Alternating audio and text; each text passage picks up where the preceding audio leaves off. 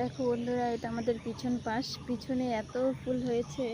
আর আমি এই দেখো কত ফুল এমনিতেই পেয়ে গেছি, কি সুন্দর লাগছে দেখো।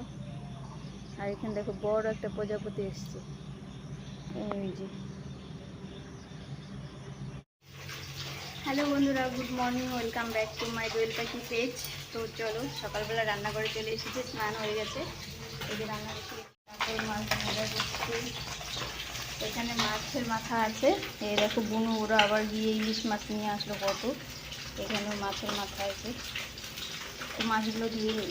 এই দেখো কতগুলো কাতল মাছের মাথা, সবগুলো ভাজলাম, ভেজে এখানে রাখছি। আর এখানে মাছও আছে কয়েক পিস, তো এটা দিয়ে একসঙ্গে রান্না করবে মামুরিকণ্ঠ। এগুলো হলো ইলিশ মাছের মাথা, আর এখানে হচ্ছে ইলিশ মাছ। তো ইলিশ মাছগুলো একটু হালকা করে ভেজে নিব। আর ওই যে এখানে আলু আর বেগুন কেটে নিচ্ছি, আলু বেগুন দিয়ে মা বানাবে। তো দেখো মাছের ঝোলটা, আর এখানে ইলিশ মাছগুলো হালকা করে ভেজে নিই।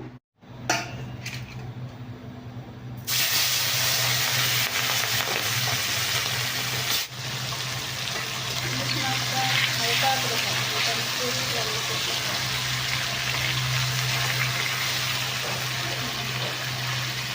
ইলিশ মাছগুলো এত নরম,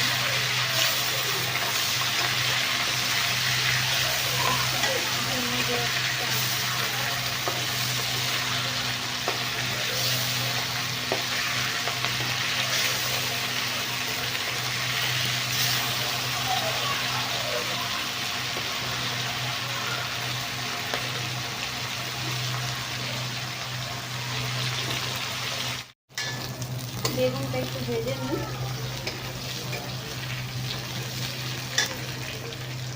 ইলিশ মাছটা একদমই নরম হয়ে গেছে, তো সেই জন্য একটু কড়া করে ভাজা হয়ে যাবে।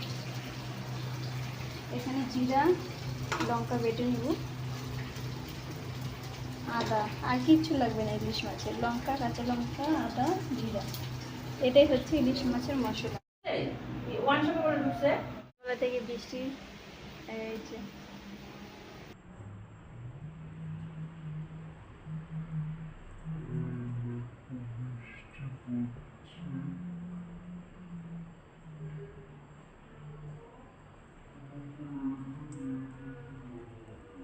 ব্লগটা দেখতেছেন